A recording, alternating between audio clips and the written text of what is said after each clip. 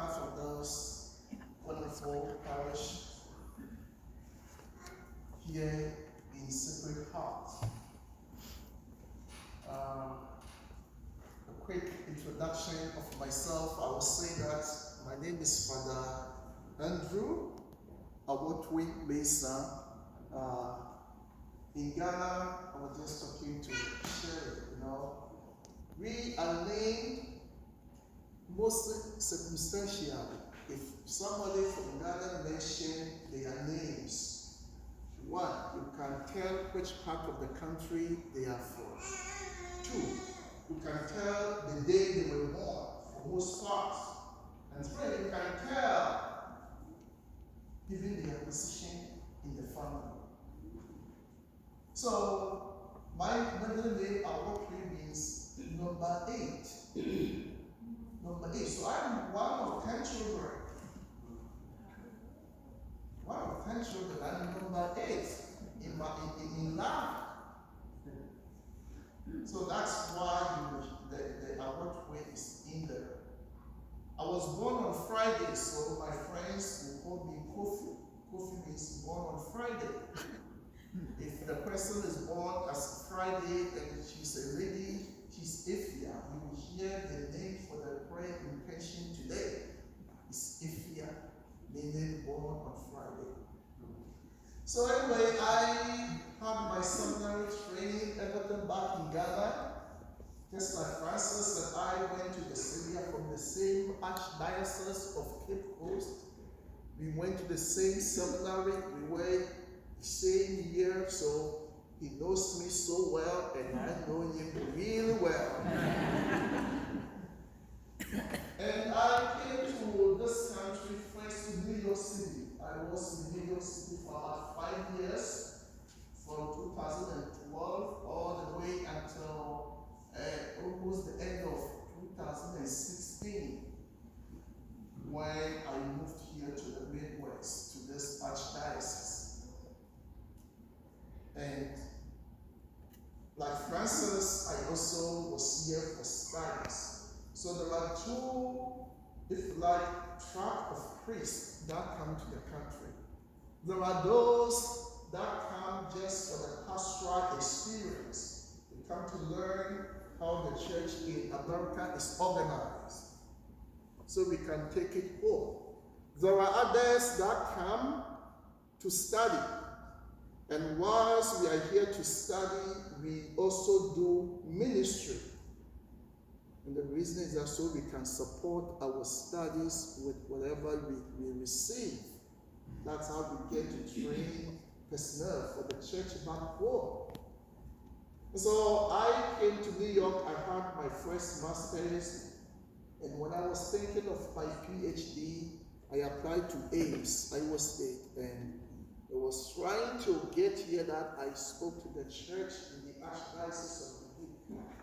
And they said, oh sure, we can let you do ministry here in the Archdiocese. So that's how I moved to the Midwest. And I have been in Mason City, I have been in Dubuque, Mount Vernon, Springville, and now OJ. I just love the name.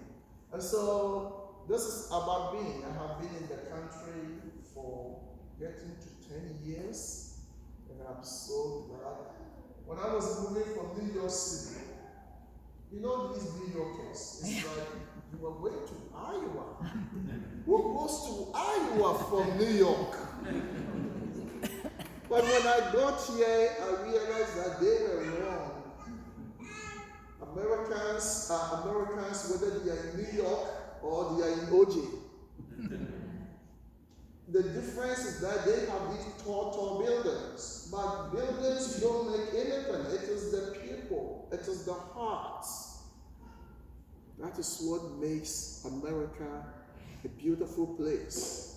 And so I have really enjoyed my time here in this Archdiocese. And the more I get the opportunity to get to know more people like I am beginning today, I just am grateful to God that I can extend my ministry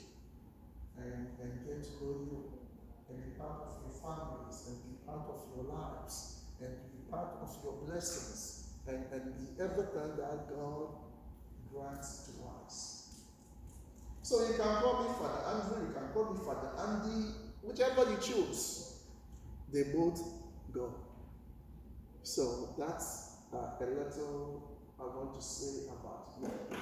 And now I also want to say that I begin every homily, every sermon, whatever you call it, by engaging you. And it's simple. I start by saying God is good. I'm sure you have heard that before. It's my trademark. God is good, and you respond all the time. And I go all the time, and you repeat, God is good.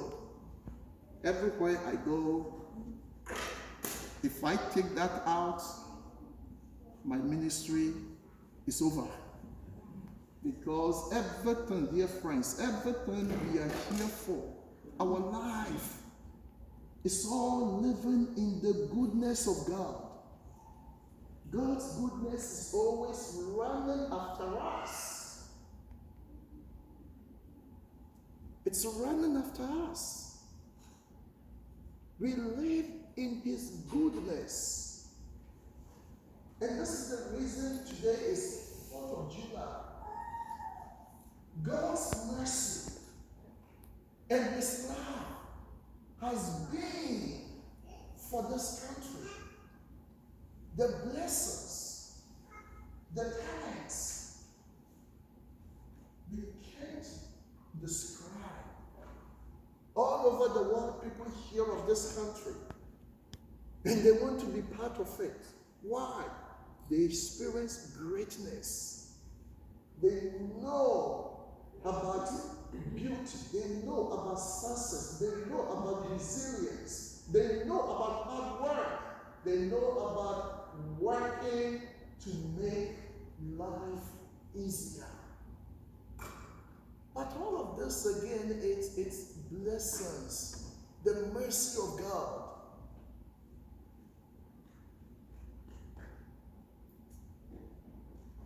I'll tell you a quick story. I was in LA some time ago, and I went to this beautiful, huge cemetery, Forest Lawn. It's where these big dignitaries are buried. And when I took a visit to the place, they have two huge, gigantic mausoleums, two of them. One is designed with images of the founding fathers of this country. All of them in their writings. And there is a beautiful line right at the top. And you know what is written there? It says, God gave freedom to this country. And anyone who refuses to live in obedience of God forfeits that liberty. I'm telling you, these are the words of the founding fathers. The liberty that the founding fathers declared on this day. They knew the source. They knew how it came about. And they said, the only time a person forfeits that liberty is when they cut ties from God. Isn't it beautiful? So the founding fathers are telling us what God is to us. His goodness that has always been available to this country. And then the second one is also designed with beautiful images that depict creation to ascension. All the images, how God created with the image of Adam and Eve, and then the different epochs, different moments God has intervened in our lives, all the way to the time of Jesus, the apostles, and then the ascension. And believe it, this is